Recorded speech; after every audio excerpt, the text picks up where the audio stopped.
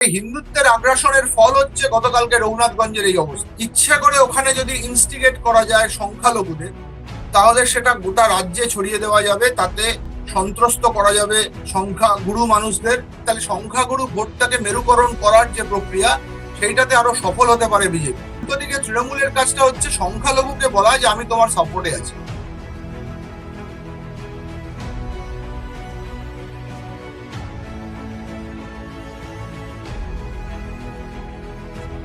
এই নির্বাচনটা না হয় এবার পড়লো, কিন্তু গত কয়েক বছর ধরে, 5-7 বছর ধরে এই রামনবমীটা কে ঘিরে বিভিন্ন রাজ্যে যে একটা চেহারা তৈরি হচ্ছে, সেই চেহারাটা গত 21-এর পরবর্তীতে বাংলায় একটা অন্যরকম বড় চেহারা হয়ে আসছে।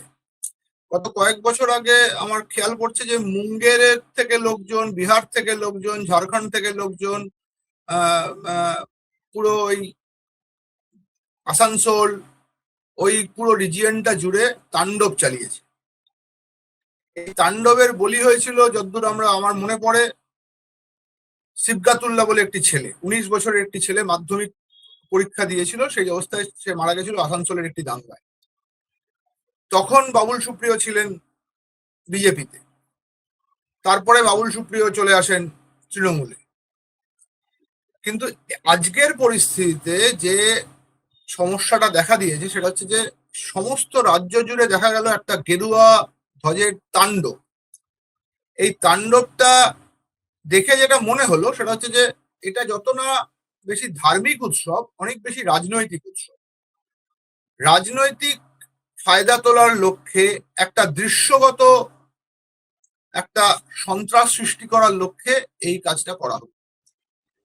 মুর্শিদাবাদে যারা করলেন, মুর্শিদাবাদে করার উদ্দেশ্যটা হচ্ছে যে, যদিও এইবার বলতে হবে অনেক কম হয়েছে, কিন্তু মুর্শিদাবাদে করার উদ্দেশ্যটা যে মুর্শিদাবাদ একটি সংখ্যালঘু অধ্যুষিত অঞ্চল, জেলা, ওইখানে দাঙ্গা এবং ওইখানে যে সন্ত্রাস, রামনবমীর যে চেহারা, এই চেহারাটা দেখে মনে হলো যে একটা ইচ্ছা করে ওখানে যদি ইনস্টিগেট করা যায় সংখ্যালঘুদের, তাহলে সেটা গোটা রাজ্যে ছড়িয়ে দেওয়া যাবে, তাতে সন্ত্রস্ত করা যাবে সংখ্যাগুরু মানুষদের, এবং সেই সংখ্যাগুরু মানুষদেরকে সন্ত্রস্ত করে, দেখো সংখ্যালঘুরা বেড়ে যাচ্ছে, আগামী দিনে এটা পশ্চিম বাংলাদেশ হয়ে যাবে।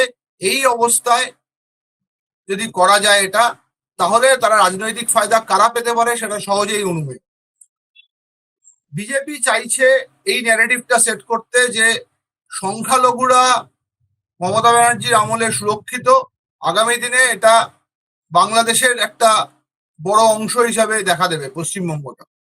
সেই যে জায়গা, সেই জায়গা থেকেই মুর্শিদাবাদকে বেছে নেওয়া, এবং সেই জায়গাতেই মুর্শিদাবাদের এই সন্ত্রাসের আবহাওয়া তৈরি করা, এবং সেই সন্ত্রাসের আবহাওয়া থেকেই এমন একটা বার্তা দেওয়ার চেষ্টা করা যাতে ফায়দাটা হয় হচ্ছে মূলত বিজেপি।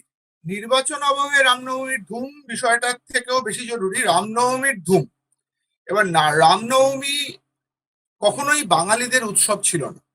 বাঙালিদের উৎসবের মধ্যে ছিল অন্নপূর্ণা পূজা, শীতলা পূজা, বাসন্তী পূজা, এগুলো। একটা উত্তর ভারতীয় সংস্কৃতিকে বাংলার উপর চাপিয়ে দেওয়ার এই যে চেষ্টা, সেটাই হচ্ছে রামনবমী এবং হনুমান জয়ন্তী।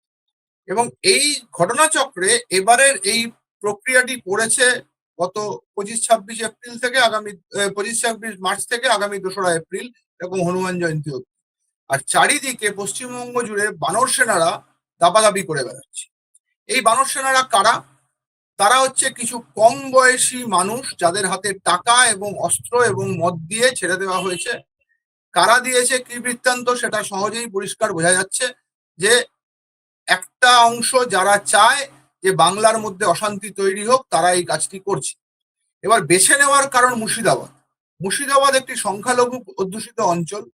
মুর্শিদাবাদে যদি কোনোভাবে সংখ্যালঘুদেরকে ইনস্টিগেট করা যায়, তাদেরকে যদি বলা যায় যে তোমাদের মানে উপর আক্রমণ হচ্ছে, তারা যদি ইনস্টিগেটেড হয়ে একটা রিটালিয়েট করে, মানে প্রত্যাঘাত করে, তাহলে সারা পশ্চিমবঙ্গে একটা বার্তা দিয়ে দেওয়া সম্ভব বিজেপির পক্ষে যে পশ্চিমবঙ্গে তাকে আগামী দিনে পশ্চিম বাংলাদেশ হয়ে যাচ্ছে, এই দেখুন এত মুসলমানদের দাপাদাপি। ঘটনাচক্রে গতকাল মুসলমানরা অত্যন্ত সতর্ক থেকেছেন এবং অত্যন্ত রেস্টুরেন্ট ওয়েতে আচরণ করেছেন। তারা ভিডিও করেছেন যে কারা পড়াচ্ছে, কারা ওয়াকি টকিতে নির্দেশ দিচ্ছে।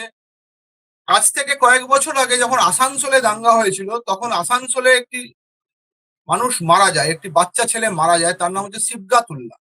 সিবগাতুল্লাহর বাবা পরে তিনি ছিলেন একজন ইমাম, ইমাম রশিদি। পরে বলেছিলেন যে আমি তাদেরকে ক্ষমা করে দিয়েছি যারা আমার ছেলেকে হত্যা করেছে। কিন্তু এই দাঙ্গা আসলে সবসময় যে সংখ্যালঘুর বিপরীতেই যায়, সংখ্যালঘুর বিরুদ্ধেই যায়, সেটা নতুন করে আর বোঝানোর দরকার নেই। কারা কিভাবে রাজনৈতিক ফায়দা নেন এই একটি দাঙ্গা হলে, তাহলে সেটা মানে এটা অত্যন্ত জলের মতো পরিষ্কার। তার কারণ যে আমি যদি একটা জিনিস করতে পারি, যে সংখ্যাগুরুকে যদি ভয় পাওয়াতে পারি, তাহলে সংখ্যাগুরু ভোটটাকে মেরুকরণ করার যে প্রক্রিয়া, সেইটাতে আরো সফল হতে পারে বিজেপি। সেইটাই কাজ করছে। আর উল্টো দিকে তৃণমূলের কাজটা হচ্ছে সংখ্যালঘুকে বলা যে আমি তোমার সাপোর্টে আছি, কিছুটা অ্যালাউ করে দেওয়া এই দাঙ্গাকে, কিছুটা অ্যালাউ করে দেওয়া এই সন্ত্রাসকে, পুলিশকে কিছুটা নিষ্ক্রিয় থাকা। তাহলে কি পুলিশের মধ্যেও কোনো বিজেপি আরএসএস এর লোক কর্মী আছেন যারা চাইছেন যে সংখ্যালঘুর উপর অত্যাচার হোক? এই প্রশ্নগুলো এখন করতে হবে।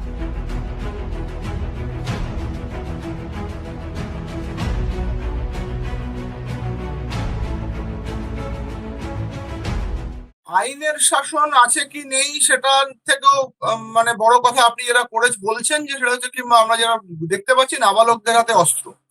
মুঙ্গেরের একটি ছেলেকে গ্রেপ্তার করা হয়েছিল, তার বয়স ছিল 19 বছর। গতবারে রামনবমীর সময় সেই ছেলেটি গ্রেপ্তার হয়েছিল, তার পিস্তল পাওয়া গেছিল। এই অস্ত্রগুলো কারা আনছে, কেন আনছে, কি উদ্দেশ্যে আনছে, সেগুলোর তদন্ত করতে হবে। এই মুহূর্তে পশ্চিমবঙ্গে নির্বাচনী যে কোড অফ কন্ডাক্ট সেটা চলছে। একের পর এক প্রতিদিন নির্বাচন কমিশনের থেকে বলা হচ্ছে এত টাকা, এত মদ, এত অস্ত্র উদ্ধার করা হচ্ছে। তাহলে সেগুলো যারা উদ্ধার করছেন তারাই কি ওদেরকে সাপ্লাই করছেন নাকি সেটা জানি না। মানে এইভাবে অস্ত্রের ঝনঝনানি পশ্চিমবঙ্গ প্রায় কোনোদিনই দেখেনি। ওই আসানসোলের দাঙ্গার সময় থেকে কিছুটা দেখা গেছিল, কিন্তু এরকম দেখেনি। এই যে গেরুয়া ধ্বজে গোটা পশ্চিমবঙ্গকে একটা চেহারা চেষ্টা করা, যে ধ্বজে গেরুয়া ধ্বজে মুড়ে দেওয়া, সেটা তো আমাদের সংস্কৃতিতে ছিল না। এবং এরা কারা? মূলত হিন্দিভাষী লোকজন যারা এই কাজটা করছে। ওয়াকফ আন্দোলনের সময় দেখা গেছিল যে অন্য রাজ্য থেকে লোকজন ঢুকছেন। এই এসআইআর এর সময় দেখা যাচ্ছে যে বহু বাইরের লোকজন এখানে এসে কাজ করছেন, তাদের নাম দেওয়া হয়েছে চুনাও সহযোগী। এরা বাচ্চা বাচ্চা ছেলে, খুব বেশি হলে 25 বছর বয়স, তারাই কি এই মিছিলে থাকছে নাকি? এগুলো তদন্ত করতে হবে। এবার আইন শৃঙ্খলা এই মুহূর্তে আছে হচ্ছে নির্বাচন কমিশনের আওতায়। এবার আইন শৃঙ্খলার প্রশ্নে নির্বাচন কমিশন একেবারেই হাত ধুয়ে ফেলতে পারে না। কারণ নির্বাচন কমিশন যতই বলুক যে মানে বাংলার মুখ্যমন্ত্রী আছেন, বাংলার পুলিশ মন্ত্রী আছেন, কিন্তু আইন শৃঙ্খলাতে কিছু একটা এখন লুজ এন্ড হয়ে আছে। এখন গোটা বিষয়টাই ভোটকে কেন্দ্র করে তৈরি হয়ে আছে। সুতরাং সেখানে যদি অসুবিধা হয় তাহলে সমস্যা বাড়বে বই কমবে।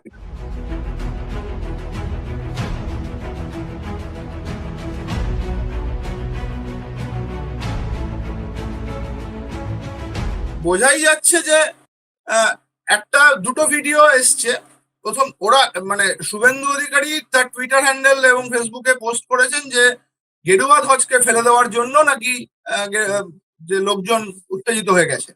কিন্তু তার আগে একটি ভিডিও আছে, সেই ভিডিও হচ্ছে মসজিদের মাথায় একটি আই লাভ মোহাম্মদ বলে একটি পতাকা ছিল, সেই পতাকাটাকে মসজিদের মাথায় উঠে সেটা আগে ফেলা হয়েছে, তারপরে এই গন্ডগোল, তারপরে কেউ একজন উঠে ওই গেরুয়া ধ্বজটি ফেলে দেয়। এবার একটা ঘটনা বলুন তো, আপনি রামনবমী পালন করেন, আমি রামনবমী পালন করি কি করি না সেটা বিতর্ক নয়, কিন্তু আমার উৎসব আমি তো কখনো মসজিদের সামনে গিয়ে ঢোল বাজিয়ে ডিজে বাজিয়ে করতে যাব না। আমাদের বাড়িতে হিন্দু ধর্মটিতে হচ্ছে আমার মা প্র্যাকটিস করেন, কি আমার ঠাকুমা প্র্যাকটিস করতেন, কি আমাদের বয়স্ক মানুষজন প্র্যাকটিস করেন। তারা হিন্দু ধর্ম বলে বোঝেন বাড়িতে পুজো করা। হিন্দু ধর্ম এবং হিন্দুত্বের আকাশ পাতাল তফাৎ আছে। হিন্দু ধর্ম হচ্ছে হিন্দু ধর্মের অনেক দেবদেবী আছেন, তাদেরকে একটা হোমোজিনিটি দিয়ে রামের নামে পুজো করে সেই পুজোটাকে হিন্দু আগ্রাসন, পলিটিক্যাল রাজনৈতিক আগ্রাসন দেখালে তাহলে সেটাই হয়ে যায় হিন্দুত্বের আগ্রাসন। আর সেই হিন্দুত্বের আগ্রাসনের ফল হচ্ছে গতকালকে রঘুনাথগঞ্জের এই অবস্থা। রঘুনাথগঞ্জে যে ঘটনাটা ঘটেছে, যারা ভিডিওটা, শুভেন্দু অধিকারী একটি ভিডিও তুলেছেন, সেই ভিডিওতে দেখা যাচ্ছে যে গেরুয়া ধ্বজ ফেলা হচ্ছে, কিন্তু আগের ভিডিওটি তিনি তোলেননি যে এটাতে ওই পতাকাটি, ইসলামী একটি পতাকাকে ফেলে দেওয়া হচ্ছে। তাহলে আমি গিয়ে একটি মসজিদে গিয়ে একটি উত্তেজনাকর পরিস্থিতি তৈরি করব, সেখান থেকে উত্তেজনা তৈরি করে যদি কোনো মুসলমান মানুষ এই কাজটি করে থাকেন, তাহলে তো সেই একই রকম অবস্থা যেটা হাওড়ায় কদিন আগে, মানে আগের বছরে হয়েছিল কি তার আগের বছরে হয়েছিল, যে আমি মসজিদের মাথায় উঠে সেখান থেকেই উল্টে গেরুয়া বাহিনীর হাতে, গেরুয়া বাহিনীর দিকে ইট ছুঁড়ে মারছি, দিয়ে সেটাকে এনআইএ তদন্তে নিয়ে যাওয়া হচ্ছে, এমন একটা পরিস্থিতি তৈরি করা হচ্ছে যেন মুসলমানরাই দায়ী। আসলে মুসলমানরা যখন সংখ্যালঘু, একটা সংখ্যালঘু মানুষ যেচে আক্রমণ করে না, তার উপর চিৎকার করতে হয়, তার উপর আগ্রাসন দেখায়, একটা আগ্রাসনে করতে করতে যখন তার পিঠ থেকে যায়, হয়তো বা রিটালিয়েট করে। গতকালকের ঘটনা স্পষ্ট দেখিয়ে দিয়েছে যে সচেতন ভাবে এই দাঙ্গা লাগানোর উদ্দেশ্যে এটা করা হয়েছে। কিন্তু আমি ধন্যবাদ দেব সেই সমস্ত মুসলমান মানুষদের যারা রঘুনাথগঞ্জে থেকে এই গোটা বিষয়টাকে অন্যভাবে এক্সপোজ করেছেন, কিন্তু কোনো বিতর্কে কিংবা কোনো অশান্তিতে জড়িয়ে পড়েননি। এবং আমি আশা করব, আবেদন করব সমস্ত সংখ্যালঘু মানুষদের, সমস্ত সংখ্যাগুরু মানুষদের যারা এই হিন্দুত্বের রাজনীতির বিরোধিতা করেন, তারা যাতে এই এই ধরনের হিন্দুত্বের রাজনীতির যে স্বরূপটা, সেটা দেখে পরিষ্কার করে বলেন যে না, বাংলায় দাঙ্গা আমরা চাই না।